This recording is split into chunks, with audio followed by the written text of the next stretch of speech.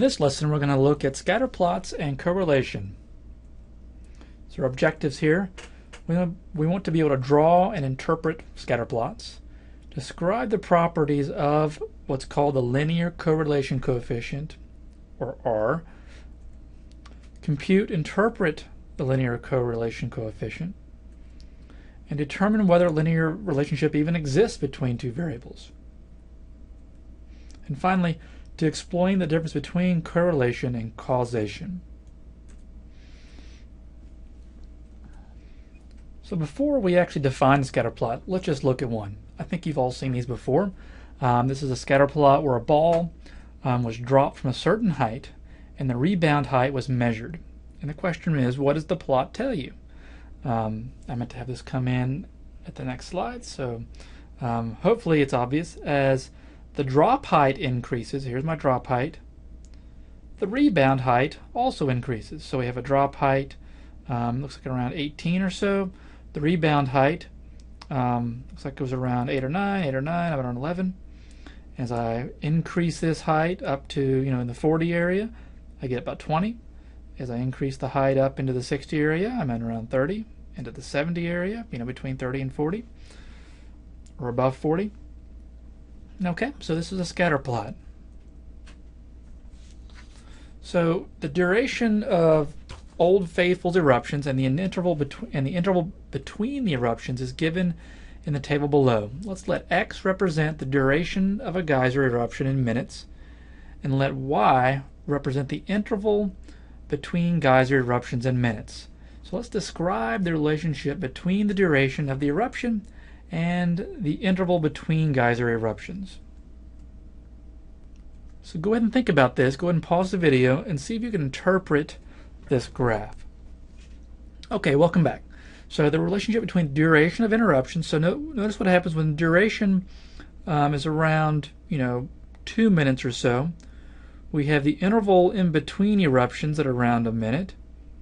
But as I increase the duration, if the duration lasts around 4 minutes, the interval in between, so when the next one comes up, is closer to 90 minutes. So as the duration increases, the duration of the eruption increases, the interval in between the eruptions also increases. That's the interpretation that we would have from the scatter plot. Another example. A study was conducted to determine if the amount a person spends per month on recreation is related to the person's income. Let's draw a scatter plot and let's comment on the nature of the relationship. So I'm going to show you how to do this on the TI-83 or 84. Let's turn the calculator on, clear out, and I'm going to go stat. We should be pretty comfortable going here now. I need to edit a list. So let's press enter, and I will scroll over here, click clear, enter, clear, and enter. Okay, so we are going to let, in general, we let the X be L1 and the Y be L2. So go ahead and put in, and hopefully you're following along with me, not just watching. It's really important that you're actually doing these. Go ahead and put in the values here. I'll speed through this so you want to watch me put all these in. Okay, we're done putting the data in. I assume you can do that by now. We've done that several times. Now we want to draw a scatter plot. So we can go to second y equals. Let's make sure the stat plot is on. Mine is on, but I don't have the right graph selected. So scroll down here to type, and this first one is scatter. Notice the X list needs to be L1, so let me go back there and change that to L1, so second one. Y list is L2. Okay, and that mark is fine. Now if I had like 200 data points, this mark probably would not be fine. I want to go to the plus with the dot. Okay, and let's go ahead and do a zoom 9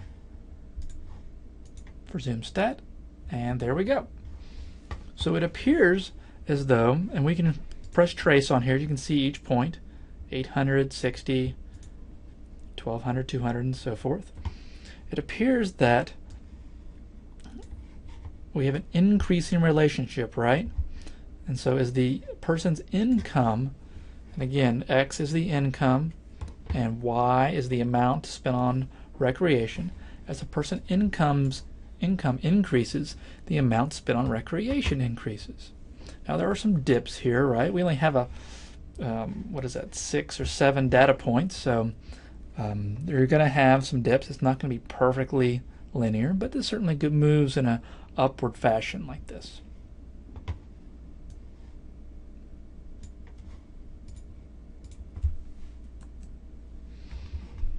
Okay, so a quick note on the variables. Let's go back to the ball bouncing, the rebound height, and the drop height.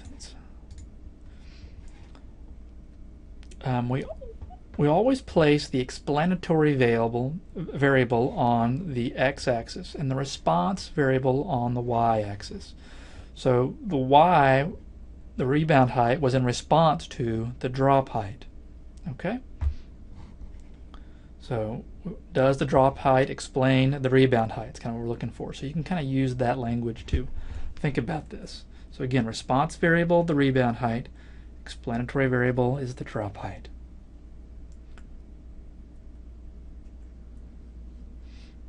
Relationships between variables are often at the heart of what we'd like to learn from data, right? Are grades higher now than they used to be? Do people tend to reach puberty at younger age than in previous generations? Does applying magnets to the body relieve pain? If so, are stronger magnets more effective? Questions such as these relate to quantities, right? Grades to years, puberty to years, applying magnets to pain relief. And these questions, they are asked whether there is association between them. And scatter plots are an ideal way to picture these associations. And so the official definition is just a graph of ordered pairs of data that's used to determine if a relationship exists between two variables. So here's a scatter plot of the annual cost per person of traffic delays in dollars in 70 cities in the U.S. against peak period frequency, peak period freeway speed in miles per hour. I'll give you a moment to look at that, or you can always pause it. Everyone looks at scatter plots, but if you ask many people, many people would find it hard to say what to look for in a scatter plot. What do you see? Try to describe the scatter plot congestion cost against freeway speed. And pause the video here and see if you can do that. So you might say the direction of the association is important. As the peak freeway speed goes up, the cost of congestion goes down. A pattern that runs from the upper left corner to the lower right is said to be negative. A pattern going the other way is said to be positive. And so we are going from top left, and it's kind of trending down that way, right? Okay, the second thing to look at is in a scatter plot is form. Is there a straight line relationship? It will appear as a cloud or a swarm of points stretched out, generally consistent straight form. For example, the scatter plot of traffic congestion has such an underlying linear form, right? Scatter plots can reveal many different kinds of patterns. Often they will not be straight, but straight line patterns are often the most common and the most useful for statistics.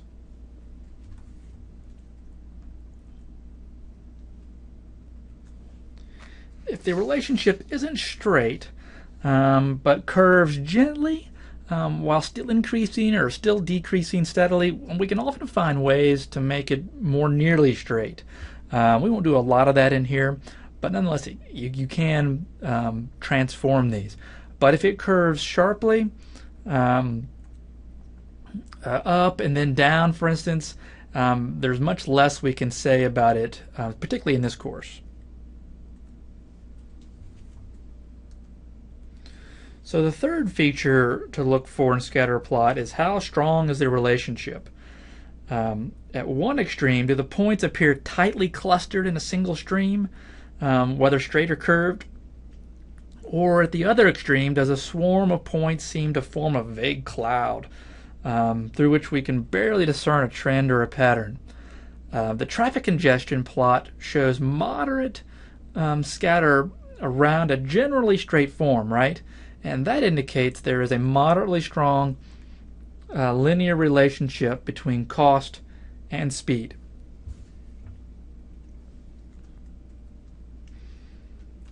Okay, let's look at a summary of the relationships. So we have points fall approximately in a straight line. Both x and y increase at the same time. That is, as x increases, so does y. We call this a positive linear relationship, as this graph here shows. So a negative linear relationship, approximate straight line. However, as x increases, so as x is going up, x is increasing, y is actually decreasing, right? As I move from left to right, my y actually goes down. If you think of it in terms of slope, this would be a negative slope, right? And then here's a nonlinear relationship, right? So it's curvilinear. This looks more like a parabola, right? I could probably pop one in here. And we're not going to really look at these in this course. So to be sure, there's definitely a relationship here, right? There's definitely something going on, but we are primarily going to be focused on nice straight line. We'll look at a little bit of exponential later on, but pretty much at straight line relationships. And the last one is no relationship at all, right? No trend or pattern occurs. Points occur in a swarm. Kind of hard to tell, as x increases, it looks like y may go up a little bit, but really hard to tell. So again, a little bit like reading tea leaves, as I've said before with interpreting these graphs. In a later lesson, we'll actually learn, a little bit later in this video, we'll see how we can quantify this relationship. And we do that with the correlation coefficient. It's an objective measure of the strength of the relationship or the association. So the correlation coefficient, oh my goodness, look at that. R. So if we want to compute R, we're taking the sum. Remember, sigma is sum. And in statistics, you notice we sum up a lot of things, right? And we end up dividing by n or n minus 1. So we sum up all the x sub i's minus the mean divided by the standard deviation of the x's. And then we multiply that times the y sub i's minus y mean divided by the standard deviation of the y's and divided by n minus 1. Now this should look familiar to us, these formulas right here, just this little part right here, this little part right here. Hopefully that rings a bell. Those are just the z-scores of the explanatory variable and the response variable, right? You don't have to know that going in. So in a certain shortened form, we can just say z sub x, z sub y, where z is the z-score of the x and z-score of the y. So that makes it a little bit easier to read and to kind of see where we're getting this. We're just multiply each one together and sum those up and divide by n minus 1. Now the good news is we will rarely, and actually never in here, actually have to compute this formula. We're going to use the calculator and software. I know a lot of you are breathing a sigh of relief right now. So the correlation coefficient measures the strength of the association between two quantitative variables. So our conditions, only quantitative variables here. We're not going to be talking about qualitative or categorical variables. And straight enough, so only measures variables that are linearly or roughly linearly related. And so we're not going to find an R for a plot that looked like that, right? It wouldn't make any sense. And then the third condition is the outlier condition. Outliers can distort this correlation. If you have an outlier, oftentimes we'll report the R with and without that point, particularly if it makes a significant difference. So just some of the properties, it's always between -1 and 1. R equals 1, perfect positive correlation. R is -1, perfect negative correlation. The closer it is to 0, means that there's little or no evidence of any linear relationship at all. It's unitless, very similar to a z-score. We don't want to attach units to it. And it's very sensitive to outliers, so it's not resistant. It's not a robust statistic. That's why, as mentioned in the previous slide, sometimes we'll remove a couple of the outliers to see if that made a difference. So just to give you an idea of what these look like, So R of 0.9. Technically we don't have the cutoffs. People always want to know what are the cut scores for very strong, moderate, and so on. These are just some examples of cut scores. They're fairly arbitrary. Kind of depends on what you're looking at. But students always demand something of this nature. So I'm not sure if our text actually uses these same ones, but R of 0.9, very strong positive correlation, right? So we got a very tight. Obviously, as x increases, y also increases. R of 0.7 is a strong positive. Certainly, this is going up. I mean, if you were saying what's the trend here, I think you would say as we increase in the x increases in the y, but maybe not by as much, because we've got a point here, and then we've got a point here as well, right? And so this x value here is definitely less than this one, but yet it has a higher y. So it's not as strong, right? But we're just looking at the general trend. R of 0.4. So this is, if you just looked at that, you may say none, but you can kind of get a sense of this going up a little bit, right? If I were to paste a line in that, kind of goes up a little bit.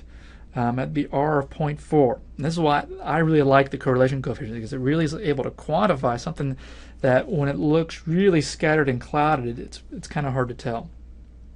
And here's an example of a negative. R negative 0.9 would be very strong negative correlation. And then here are the negative ones as well. So R negative 0.4, moderate negative. And here's an R of 0.01. See, no relation at all.